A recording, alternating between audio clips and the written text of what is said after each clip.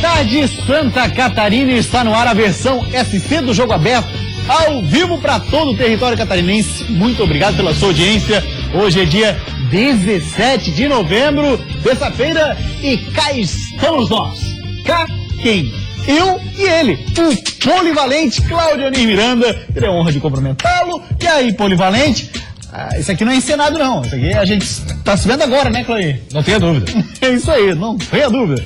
Pois bem, Claudionir Miranda, rolou ontem na Associação de Clubes a primeira reunião que dá um encaminhamento importante para a definição do regulamento do Campeonato Catarinense de 2016. São duas propostas e a gente tem para mostrar para você de casa quais seriam essas propostas do regulamento de disputa. Olha lá, vamos dar uma olhada? O formato seria mais ou menos assim a proposta 1, Claudionir. No que é conhecido o turno e retorno direto, aquela história como é feito o Campeonato Brasileiro da Série A e da Série B, já sai o campeão primeiro colocado, né? Naquela teoria que muita gente defende, o campeonato mais justo. Proposta número 2. Aí já vendo a questão um pouco comercial, também levando um pouco mais de gente para o estádio, aquela história toda. Turno e retorno, os campeões das duas fases disputam o título.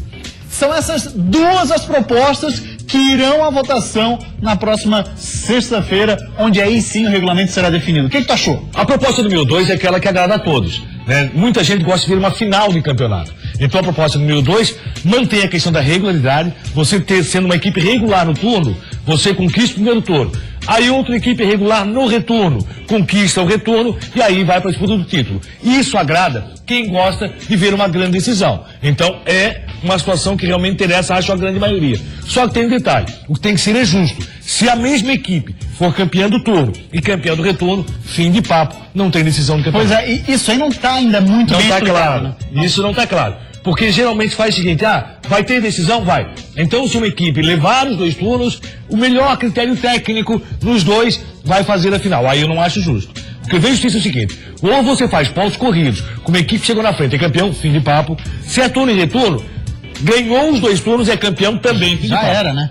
Agora, logicamente, é o que agrada mais o torcedor. Essa tem um campeão do turno, um campeão do retorno, muito parecido com a Taça Guanabara e Taça Rio no futebol do Rio de Janeiro. Que é super tradicional, sim, é super charmosa e agrada a todos. Eu acho muito legal, por aí seria legal de fato. Você coloca um nome, dá um título para o primeiro turno, um nome de título para o segundo turno e faz as finais. E aí, como disse Claudionir, campeão do turno e retorno não faz o menor sentido se fazer uma final. Sim. Eu ao menos vejo assim, essa é a minha opinião. Não, eu acho que a maioria pensa assim, né? Se você ganha dois turnos, você foi mais aplicado, teve maior regularidade no primeiro turno do campeonato e repetiu a mesma situação no retorno, então não tem por que fazer final da competição. Agora, tendo um campeão do turno e um campeão do retorno, aí sim você faz a final e aquela equipe que tiver a melhor pontuação na soma dos dois turnos tem o direito de fazer a final em casa. Tem outros interesses ligados que a gente sabe. Por exemplo, a detentora dos direitos, que é quem compra a definição ou a transmissão do Campeonato Catarinense, eu acho que tem interesse na questão de fazer uma final. Isso pesa querendo ou não, porque eles vão pagar. Sim, e existe aí também a questão de você ter que observar o calendário, porque nós vamos ter junto o Campeonato Catarinense e a Copa Sul Minas. Então o calendário tem que ser muito bem verificado. Logicamente, para a emoção, como acontece no Rio, muita gente gosta de semifinal do turno, semifinal do retorno, para fazer a final. Não tem data para isso. Não. Então, mas você pode fazer sim a situação de agradar a todos, inclusive a quem gosta de decisão, como é o caso da detentora. A decisão traz uma maior audiência e traz maior público para o estádio também. Então teríamos dois jogos decisivos e isso seria muito interessante dentro da possibilidade do calendário. Se for apenas um jogo, logicamente a equipe que for a detentora do melhor aproveitamento, melhor índice técnico nos dois turnos, aí faria a final em jogo único. Vou dizer o seguinte para você, Claudionir, eu tenho uma leve preferência pela proposta 1. Turno e retorno, campeão no melhor aproveitamento. Porém, é inegável que a proposta de número 2 também é muito interessante e é uma evolução gigantesca que premiava a mediocridade. Sim. 10 times classificavam 6. Não, e muita gente pensa na volta, tem gente que defende demais a volta, por exemplo, classificam 8. Você faz o campeonato com 38 datas, classifica 8 equipes, para o primeiro disputar com o oitavo, segundo com o sétimo, e assim por diante, eu acho que aí é premiar a mediocridade. Você tem que ver quem é melhor. Vamos tomar como exemplo o Campeonato Brasileiro. Corinthians, campeão do turno. Corinthians campeão do retorno, teria que ter uma decisão do campeonato? Claro que não. Agora, se fosse diferente, um Corinthians campeão do retorno e um Atlético Mineiro campeão do retorno, aí sim teria que ter uma final. Exatamente, acho que a gente já evoluiu bastante. São essas duas as propostas. Agora é só... Eu acho inteligente, a associação de clubes é quem está mandando no campeonato, isso já há um bom tempo. A federação também foi inteligente nesse sentido, de aceitar a situação. Os clubes fazem o campeonato, os clubes sabem das suas necessidades, embora sendo um torneio ainda bastante deficitário. O que eles recebem é muito pouco para tudo aquilo que é aplicado no campeonato estadual. E tem um detalhe, essa questão da associação dos clubes ter peso na decisão é uma tendência nacional que vem de fora para dentro, no exterior, onde os clubes têm o maior peso na decisão, ponto final, para a gente não ficar refém aqui de decisões da federação que tem outros interesses. A criação da liga não é, por exemplo, não cria uma liga que vai fazer tudo correto, tudo certo. A gente viu que nem sempre é assim. Por exemplo, o Clube dos 13... Quando foi criado, a intenção era uma. Acabou sendo totalmente diferente, cada um pensando na sua parte e cada um pensando no seu valor que vai receber da TV. Esse foi o assunto principal do Clube dos 13, deixando os outros clubes na míngua. O que eu vejo é que tem que fazer sempre uma divisão. Logicamente, os clubes de maior poderio com relação à visibilidade, com relação à audiência de TV, esses têm sim que receber um valor maior. E deixa uma parte disso para dividir conforme a questão de qualificação dentro do campeonato. Acho isso interessante para o campeonato estadual, para o campeonato brasileiro. Já teve uma pergunta aqui. Sim, e o rebaixamento como fica? Logicamente o rebaixamento vai ser normal. As duas piores equipes no somatório dos 2 turnos estão rebaixadas. Muito bem, já que o nosso assunto é campeonato catarinense, um dos integrantes é o Inter de Lages, que por lá está recebendo de portas abertas 2 japoneses. É um trabalho de intercâmbio que faz o Inter. Inteligente isso, hein? Divulgar a marca não só no Brasil, mas também no exterior. Esse é o Naohiro, conhecido por aqui como Nao. Já esse é o Yujin, o Jin do Inter de Lages. Os dois estão há quase 1 ano no Brasil e vieram para Lages para um intercâmbio no clube. A ideia, segundo o gerente de futebol, é a interação dos atletas colorados com jogadores estrangeiros. Tecnicamente também, nos últimos 20 anos, o futebol japonês, os atletas do futebol japonês, eles evoluíram, porque eles, por características, são geralmente atletas muito velozes. Taticamente eles absorvem bem, as orientações táticas por uma questão cultural. Eles são os primeiros japoneses a vestirem a camisa do Inter de Lages. A dupla está treinando com a categoria de base. Chegaram em outubro na cidade e vão ficar até dezembro, onde devem voltar para o Japão. O Naohiro vai tirar umas férias no Japão e no ano que vem volta para Lages, onde ficará na categoria de base do clube. Com o português ainda arranhado, ele contou o que mais gostou daqui. Feijoada, carne, pizza, tudo bom, eu gosto. Já o Yujin ficará no país de origem. E sabe o que mais chamou a atenção do garoto de 15 anos nesses dias que esteve por aqui? Clima muito frio. Frio. O frio até quem mora na cidade está estranhando. Mas e do clube? O que eles acharam? Treinador, jogador, presidente, todo bom, toda gente boa. Eu gosto aqui. Aqui muito bom. Técnico, aí físico, muito forte. E é muito provável que no ano de 2016 o presidente vá criar uma unidade, para focar nisso também, considerando que o nosso objetivo é ter um centro de treinamento em breve. Que bacana, agora a molecada falando português de bom em Polivalente. Muito bem, e aliás, parabéns ao Internacional. Esse intercâmbio interessa a todos, principalmente ao futebol brasileiro, no caso o Internacional, e o Nao e o Jin. Já entraram no sistema brasileiro, né? É difícil, é complicado ficar. É Nao e Jin. Então o Nao e o Jin estão muito bem. Agora o cara sabe do que gosta, né? Feijoada, pizza. Será que ele foi no Maracanã? Tenho certeza, eu lá pedi aquela pizza Maracanã. Aquela pizza é boa, comi só uns 2 pedaços aquela vez aí. Meu Deus do céu. 2 vezes 4. Sensacional, bacana. Belíssima matéria da Duda. Vamos falar agora do Avaí, depois tem uma matéria do Leão, porque antes a gente queria mostrar algumas fotos aqui do Marquinhos Santos, que ontem à tarde passou por uma cirurgia. Essa foto aqui nas redes sociais, pintou lá na página do Instagram do professor Mesquita, aí o Marquinhos se recuperando, se alimentando, isso ainda ontem, logo após a cirurgia. Ali a foto anterior é com a esposa. O capitão Azurra fez a cirurgia tá de boa, agora é só recuperar e fazer uma boa fisioterapia. Fisioterapia que já começou, inclusive. E, aliás, ele vai ficar numa grande torcida já nessa quarta-feira pelo seu Avaí contra o Joinville. Eu imagino o sofrimento de Marquinhos sabendo que dessa vez ele não pode ajudar, nem mesmo fora do gramado, estando ali conversando com seus companheiros. Mas vai torcer muito, tem certeza absoluta, uma grande recuperação com Marquinhos. Já falei isso inúmeras vezes aqui e faço questão de repetir. Poucas equipes no Brasil, pouquíssimas. Eu lembro de São Paulo e Avaí, pode ter um profissional no gramado treinando, torcendo pela sua equipe, da mesma forma que torce o Marquinhos, da mesma forma que se doa o Marquinhos. Um deles está abandonando o gramado esse ano, que é Rogério Ceni pelo São Paulo. O outro é Marquinhos, que ano que vem, provavelmente, no Brasileirão, vai estar junto com o seu Avaí na Série A do Campeonato Brasileiro. Essa é a expectativa que tem o Marquinhos, certeza absoluta. Boa recuperação, Capitão Azurra, gente boa demais, ótimo papo sempre com ele, ótimas entrevistas também. Polêmicas, adoro uma polêmica. Boa, por isso que eu gosto de entrevistar o Marquinhos. Não tenha dúvida. Ali é bom de falar. Olha só, gente, torcedor do Avaí, para amanhã tem Joinville e Avaí e Joinville no Estádio da Ressacada. E para isso nós vamos sortear 9 pares de ingressos, tá? E os sorteios vão acontecer fracionados nas nossas redes sociais. São 3 pares de ingressos para o Twitter, 3 pares de ingressos para o Instagram e mais 3 para a nossa fanpage no Facebook. Rapaziada, vai aí na nossa postagem, por exemplo, do Facebook e vai escrever a seguinte frase, uma frase de apoio ao Leão para o jogo de amanhã. Tá aí já várias frases, rapaziada participando. Deixa eu só pegar o nome. Gustavo de Almeida, Rodrigo da Luz, Maicon Costa, Nilson Silva, Daniel Pereira.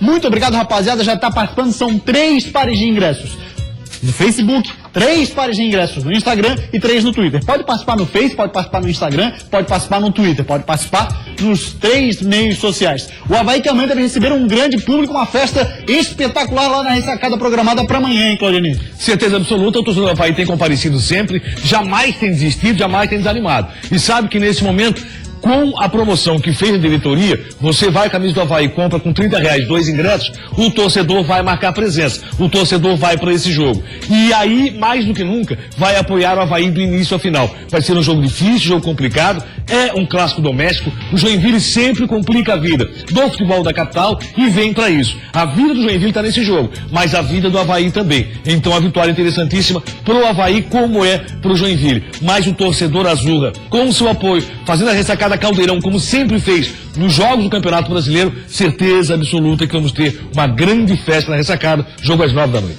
A gente vai para uma rápida parada, depois do intervalo, você sabe muito bem, o assunto para aqui sempre é um só, o futebol de Santa Catarina.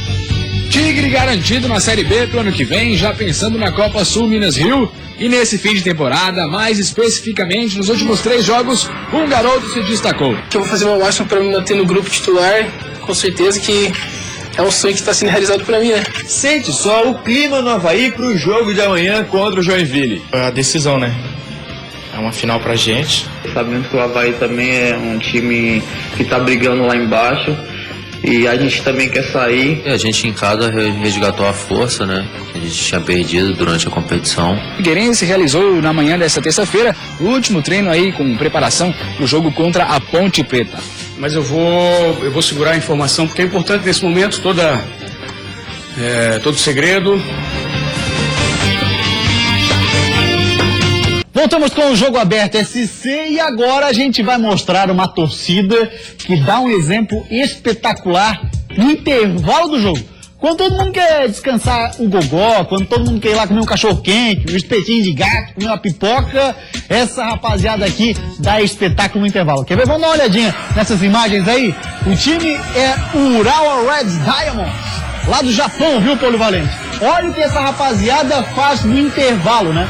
Interessante que tá todo mundo sincronizado ali. É coisa de japonês mesmo, né? Ficar sincronizado até pra torcer. Mas é impressionante no intervalo, tu tem esse fôlego todo. Eu quero ver durante o jogo como é que funciona, se é a mesma situação. Porque realmente, no intervalo, cara, é hora de descanso, né? Dá uma conversada, dá uma parada. Uma coisa é a maior festa de intervalo do mundo. Ah, não tenho dúvida. Né? Com relação a isso, não tenho dúvida. É bacana demais. O time é o Urawa Red. Isso aqui pode vender lá? Ah, deve vender, né? Os caras pulassem enlouquecidamente lá, isso aqui deve ter, não tenho dúvida disso. E japonês que é conhecido como um povo pacato e tal, né? Um cidadão assim tranquilo, né? Aí depois que a gente viu os meninos ali do Inter de Lages aí, chega no intervalo e o juiz apita e começa essa loucura aí. Aliás, assim, uma coisa que eu defendo, falando isso aqui há poucos instantes, é a volta na venda de cerveja nos estádios. Sim. Eu acho que isso está criando muito público. Tá. Eu acho que o futebol catarinense, a associação deve pensar nisso rapidamente, nessa liberação, buscar essa liberação na justiça, até porque isso na Copa do Mundo vendeu. Se tem estádio vendendo no Brasil, eu acho que a volta da cerveja seria benéfica pro futebol. Eu não vejo, eu vou repetir aqui, eu vejo assim, ó, torcedor de Avaí e Figueirense no mesmo bar torcendo e assistindo os jogos tomando cerveja. Eu não vejo briga. Sim. Entendeu? E não é isso que traz a violência pro estádio. Pode ter certeza. Você. Não pode ter cerveja. Opa, pode. Quase que eu falei cerveja. Você não vai vender destilado, mas a volta da cerveja no estádio eu acho interessante. Também acho. Muito bacana. Agora a saudosa Cuba da ressacada. Jesus amado. O destilado eu sou contra. Não, tudo bem. O destilado acaba tudo complicando, bem. né? Mas aqui, ó, a rapaziada que é mais antiga, que é lá pra ressacada, tinha uma Cuba lá que era Rapaz, o pessoal do Paulinho, aquela charanga, era movida a samba. Mas não era no toque, não. Era o samba naquela garrafa PET cortada. E aqui, ó, eu digo isso, inclusive, com palavras aqui, eu tenho certeza, de torcedores do Figueirense que iam pra ressacada e adoravam aquela Cuba. Que a rapaziada não usava a cola original polivalente. Usava uma outra tal, que era genérica, um pouquinho mais doce e ficava ainda mais espetacular. Maravilha, não? Ah, meu Deus do céu. Rapaz, em dia de muito quente com aquele sol. Não, na cabeça tá louco.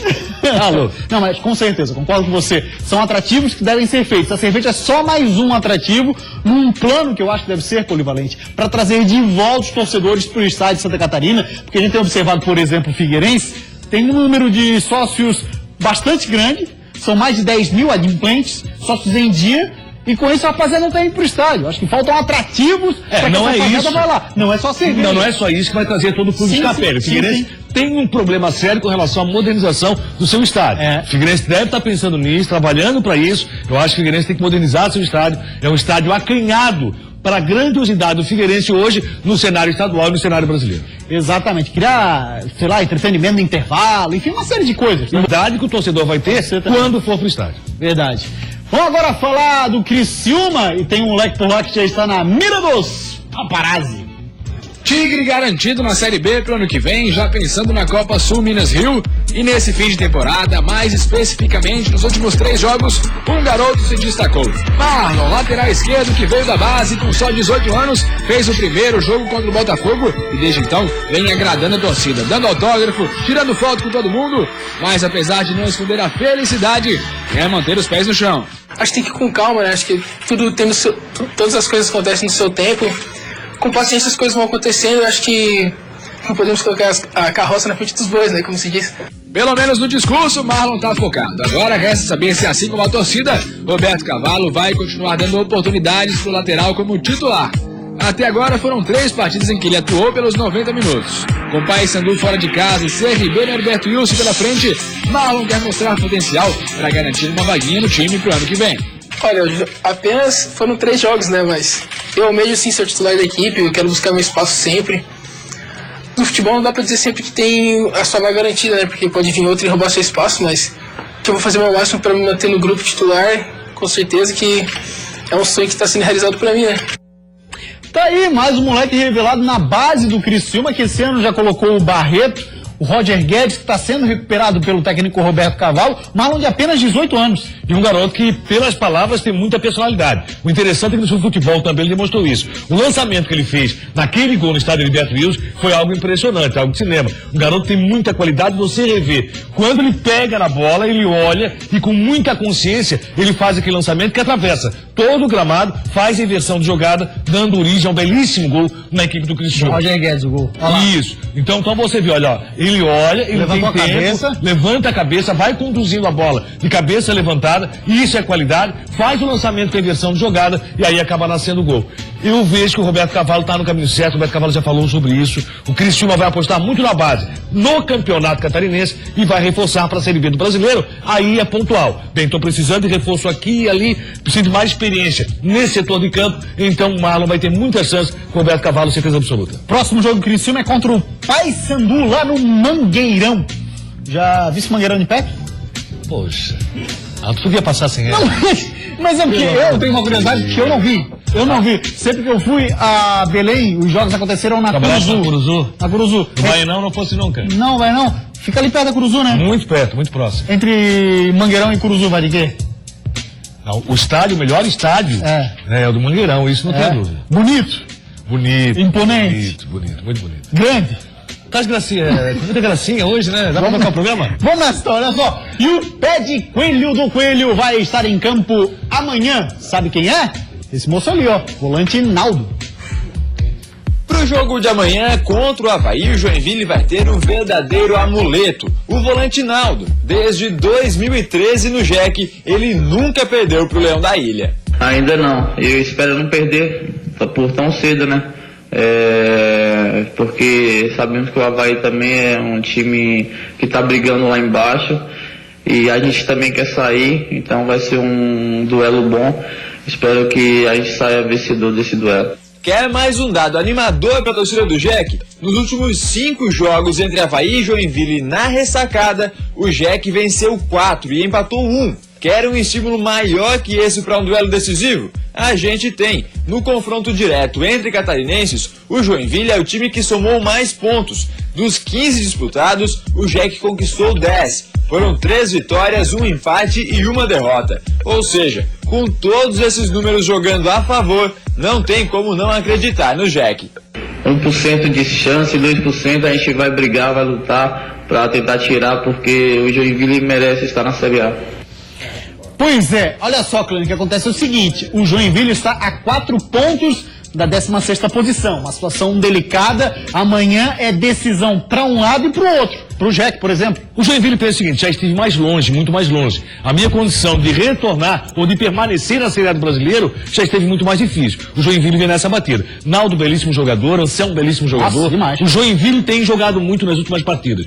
Eu falei sobre isso aqui. Quem tem jogado mais nos últimos jogos? Joinville e o Avaí. O Joinville. E isso é inegável. O Joinville tem apresentado o melhor futebol. Vai enfrentar uma ressacada lotada, vai enfrentar a pressão do torcedor e isso leva favoritismo para a equipe do Avaí. Mas veja o Joinville como um adversário dificílimo. Vai ser um grande jogo. Vai ser uma rodada para a dupla da capital muito difícil e complicada. Para o Avaí em casa com o Joinville e para o Figueirense fora com a Ponte Preta. Mas para o Joinville é o jogo da vida. Joinville só a vitória interessa. O empate é péssimo para o Joinville. E isso abre caminho para o Avaí jogar de uma forma interessante. Vamos ver o que vai propor o Avaí. Será que vai propor o jogo? Vai partir para cima ou vai esperar o Joinville? Nós vamos para uma rápida parada, depois do intervalo a gente segue falando do futebol de Santa Catarina. Diz aí, Romário, o que o Avaí precisa fazer para vencer o JEC e ganhar fôlego na luta contra o rebaixamento? E procurar fazer tudo aquilo que a gente não vinha fazendo nos outros jogos para que possamos sair com a vitória. Entrar focado para que a gente possa fazer um grande jogo bem concentrado e buscar a vitória a todo instante. O Lúcio Coutinho falou sobre essa escolha. Será que ele revelou quem é que entra? Vamos ver. Já escolhi, mas eu vou segurar a informação porque é importante nesse momento todo segredo. Isso, jogo aberto, SC. Meio-dia e 58 minutos. E pra quem não gosta de lembrar de pontos corridos, não tem emoção, não tem emoção? Estamos chegando na reta final e amanhã tem uma decisão na ressacada. Sente só o clima no Avaí pro jogo de amanhã contra o Joinville. A decisão, né? É uma final pra gente.